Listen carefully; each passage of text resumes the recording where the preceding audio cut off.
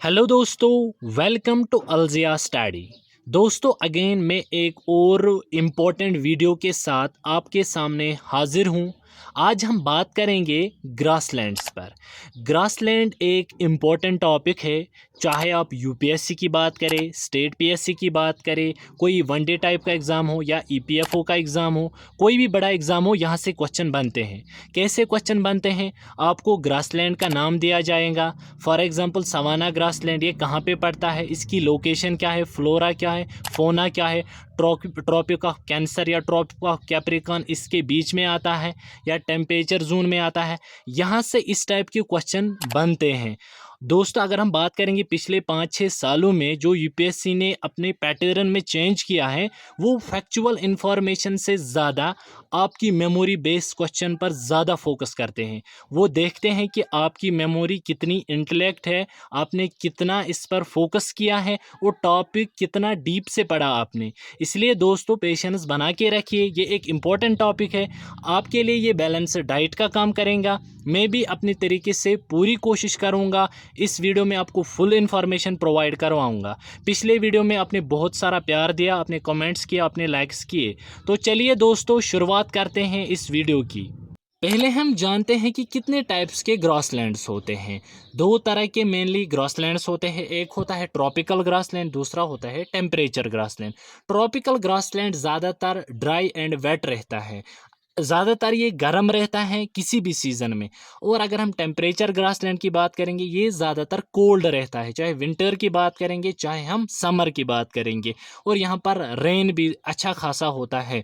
Tropical grassland tropic of Capricorn and tropic of Cancer के बीच में आता है। Temperature grassland tropic of Cancer से ऊपर और ट्रॉपिक ऑफ कैप्रिकॉर्न से नीचे आता है, यानी कि टेम्परेचर जोन में ज़्यादातर आता है।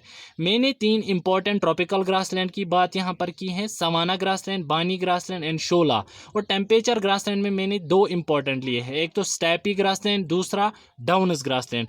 अब हम अच्छी तरीके से इनको यहाँ पर एनालिसिस करेंगे एक एक करके। तो चलिए दोस्तों पहली की शुरुआत करते हैं। पहले हम बात करेंगे सवाना ग्रासलैंड। सवाना ग्रासलैंड की अगर हम लोकेशन की बात करेंगे तो ये between tropical rain forest and deserts में दिखाई देते हैं। मेनली अफ्रीका के कुछ पार्ट्स में, south America, Australia and India भी शामिल है।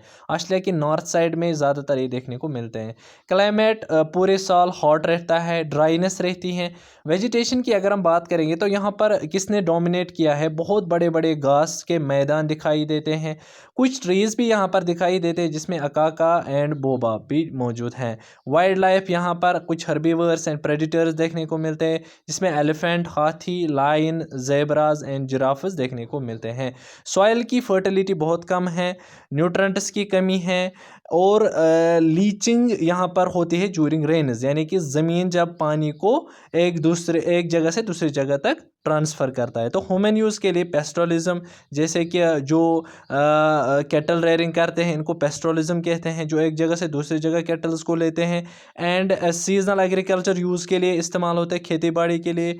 इको टूरिज़म के लिए यूज़ होते हैं, जिसमें टूरिस्ट को भी इनवाइट किया जाता है और टूरिस्ट भी वहाँ जाते हैं।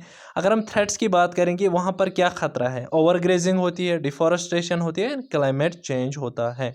नाउ हम आते हैं अपने सेकंड इम्पॉर्टेंट ट्रॉपिकल ग्रासलैंड पर, जो कि इंडिया में है, वो है बानी ग्रासलैंड। बानी ग्रासलैंड से अगर हम बात करेंगे, कच्छ डिस्ट्रिक्ट ऑफ गुजरात में आपको देखने को मिलेगा। रन ऑफ कच्छ के साउदर्न एज पर आपको ये दिखाई देगा। तो one of the largest grassland है एशिया में। इसको यहाँ पर एरिड सेमी या एरिड ग्रासलैंड कहा जाता है, जो कि बहुत, इसकी मीनिंग है बहुत ड्राइनेस यहाँ पर रहती है।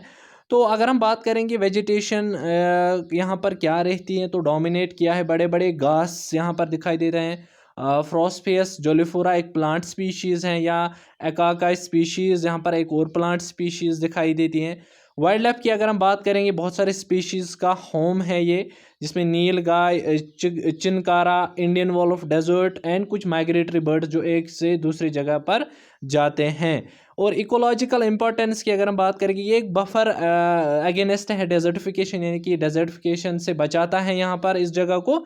और अगर हम बात करेंगे थ्रेट्स क्या है, यहाँ पर ख़तरा क्या है, कुछ स्पीशीज़ को यहाँ पर ख़तरा है, जैसे फ्रॉस्फोरस जोलिफोरा या ओवरग्रेजिंग, ज़्यादातर घास चराते हैं मवेशियों को। उससे क्या होता है, उससे यहाँ पर ख़तरा बना ही रहता है, या क्लाइमेट चेंज भी कभी कभी ख़तरा माना जाता है। थर्ड इम्पॉर्टेंट ट्रॉपिकल ग्रासलैंड की अगर हम बात करेंगे, उसमें आता है शोला ग्रासलैंड्स। इसकी लोकेशन अगर आप देखोगे तो ये आपको western Ghats specially southern side में मिलेगा। तमिलनाडु, केरला एंड कर्नाटका स्टेट में आपको ये देखने को मिलेगा। क्लाइमेट की अगर हम बात करेंगे, कूल क्लाइमेट रहता है यहाँ पर, ठंडा क्लाइमेट रहता है एंड हवा में बहुत ज़्यादा नमी रहती है, हैवी रेनफॉल होता है। जंगल जंगल जो यहाँ पर देखने को मिलते हैं वो बहुत ज़्यादा घने हैं। अगर हम वेजिटेशन की बात करें, यहाँ पर आपको ओपन ग्रास एरियाज देखने को मिलेंगे, फॉरेस्ट्स देखने को मिलेंगे, कुछ ट्री स्पीशीज भी देखने को मिलेंगे, जिसमें मॉसेस, फर्नस एंड ऑर्चिड्स भी देखने को मिलते हैं। फोन में तो एंडेमिक एंड रेयर स्पीशीज यहाँ पर देखने को मिलती हैं।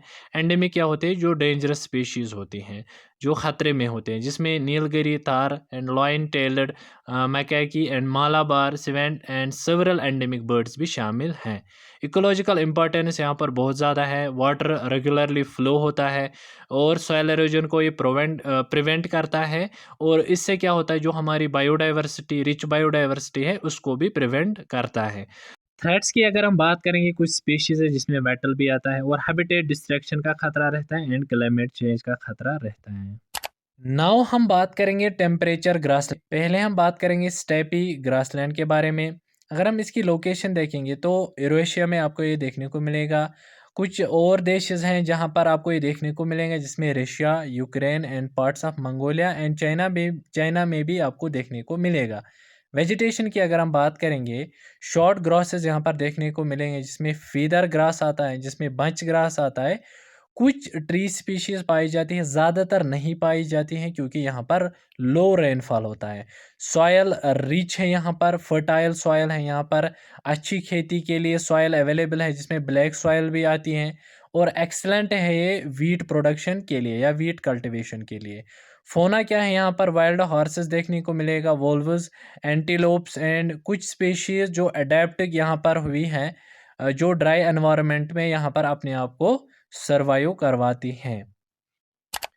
सेकंड इम्पोर्टेंट जो टेम्परेचर ग्रासलैंड्स में आता है वो है डाउनस ग्रासलैंड। डाउनस ग्रासलैंड, जो कि मिचल ग्रास डाउनस के नाम से भी इसको जानते हैं, ट्रॉपिकल एंड सब ट्रॉपिकल ग्रासलैंड्स में आता है। सवानाज में इसको ऐड किया जाता है। नॉर्थ ईस्टर्न ऑस्ट्रेलिया में आपको दिखाई देगा।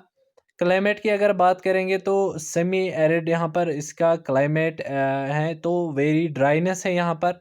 एवरेज रेनफॉल रहता है 350 mm से लेकर 750 mm तक।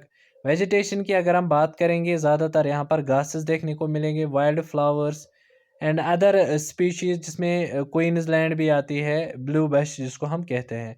अगर हम बात करेंगे, ऑस्ट्रेलिया के ग्रासलैंड्स यहाँ पर बहुत फेमस है, पर्टिकुलरली सेंसिटिव ट्रॉपिकल क्लाइमेट है, यहाँ पर एग्रीकल्चर प्रैक्टिस भी की जाती है, कहीं पर वो भी अवेलेबल है यहाँ पर कहीं कहीं। तो कुल मिलाकर ये थी information about grasslands. I hope so आपको ये इंफॉर्मेशन पसंद आई होगी। Thank you. Have a nice day.